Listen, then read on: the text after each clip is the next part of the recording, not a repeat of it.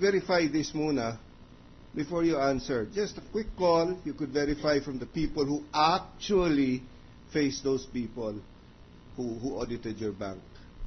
We can do that, Your Honor. When can you give that answer to us? We can certify that Can you give it in a few minutes? Can you call?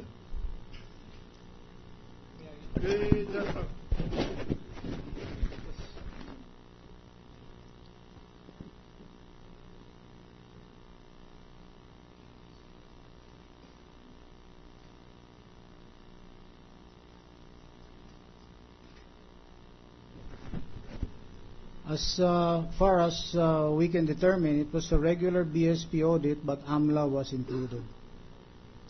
AMLA was included. Yes, You're sir. very categorical about that. That's as far as we can from our documents, Your Honor. Okay. Thank you. Thank you. Senator Osmeña, Mr. President, and then Senator Legarda. The gentleman from Cebu, Senator Osmeña.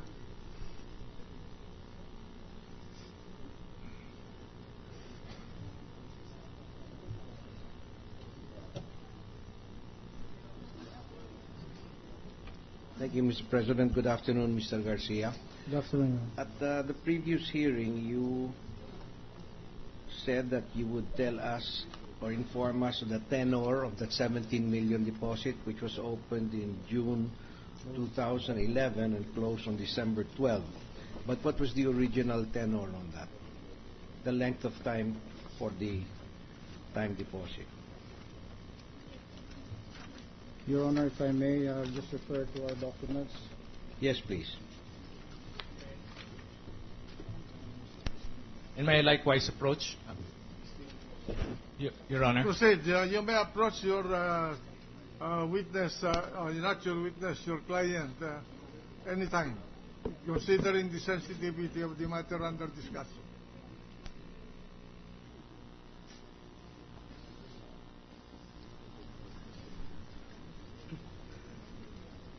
Your Honor, you're referring to the account number with the ending digits 3848. That's correct.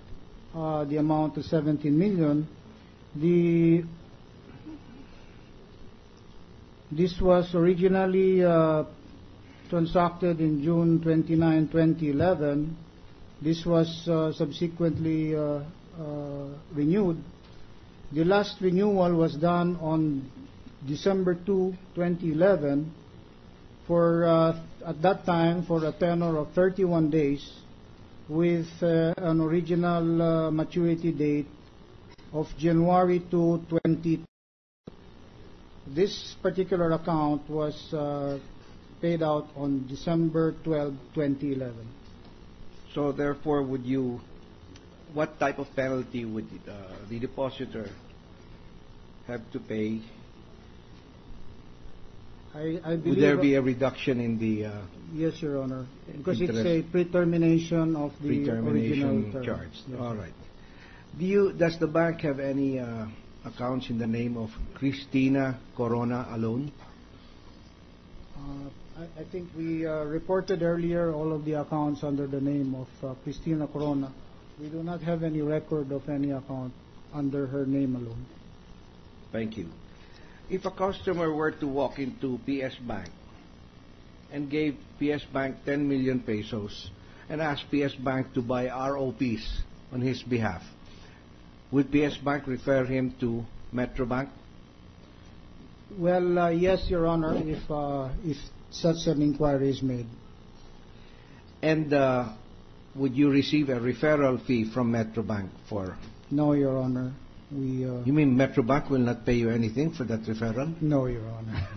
We just let them know that we do not engage in those kind of transactions, but of course. But of course you know the rules. You know how it works, no? Since you're going to be the next president of Metrobank, you know already how these things go. Your Honor, I have publicly stated that if ever offered a position, I will decline it, Your Honor. But the mere fact that they would be thinking offering it to you means they know you're qualified to be president of Metrobank. I cannot speak for Your Honor. All right. Now, tell me something. If Metrobank, this is hypothetical, but you're qualified to answer this.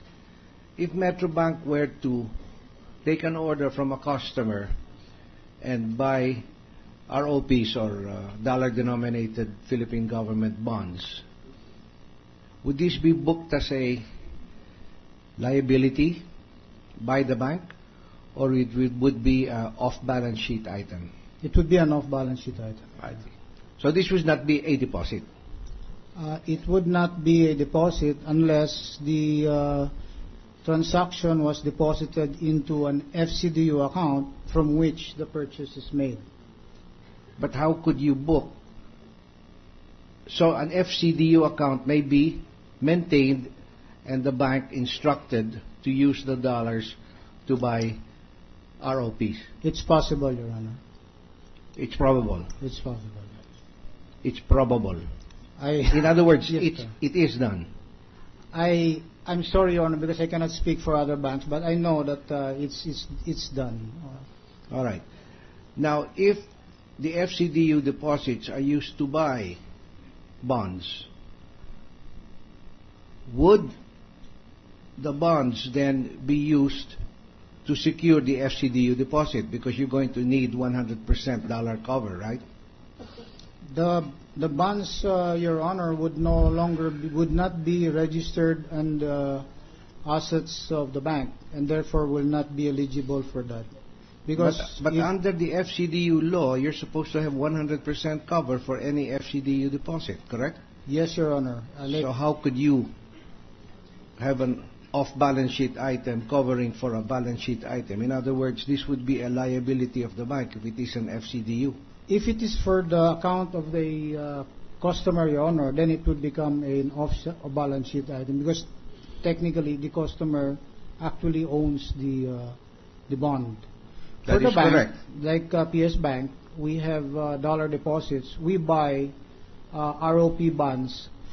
But the moment it's removed from the dollar deposit, it does not anymore become a liability of the bank. In other words, it would not even be covered by PDIC. Are we speaking for a customer transaction, Your Honor? I'm talking about a customer who opened an FCDU account and asked you to use the dollars in his FCDU to buy ROPs. The dollar deposit account will be withdrawn, in which case the funds will be used closed. to purchase. It's closed. It ceases to be a liability of the bank. Yes, Your Honor. Therefore, it is not a deposit any longer. No longer a deposit. All right. So therefore, any such ROP account, how would you call that? What would the bank call that account? It's not an FCDU. What would you call the account? I cannot categorically state, Your Honor, because we do not engage in those transactions for customer accounts. For PS Bank, we only buy ROPs for the account of the bank. Probably other banks do those kind of transactions, Your Honor. Yes, other banks do. And Yes, Metro Bank does, right? Yes, Your Honor, but I cannot really speak for what their practice is. But definitely it's not covered by PDIC, so it's not a liability any longer of the bank. Once the purchase is made, the deposit goes down. It's no longer a liability, Your Honor. All right. Thank you very much, Mr. Garcia. Would they be transferred to your trust account? The dollar deposit, Your Honor? Yes. Well, if For management purposes. if the trust department engages in dollar transactions, it's possible, Your Honor. Thank you. Senator Legarda, Mr. President, before the defense seeking the recognition, Mr. President. Thank you, Mr. President. The intention of my questions, Mr. Garcia, is simply to wrap up and to summarize the more than 4 hours interpellations. To be very simple, you don't even have to consult your lawyer. You said in your testimony that in September to November 2010, both AMLA and the BSP were conducting an internal audit of your bank?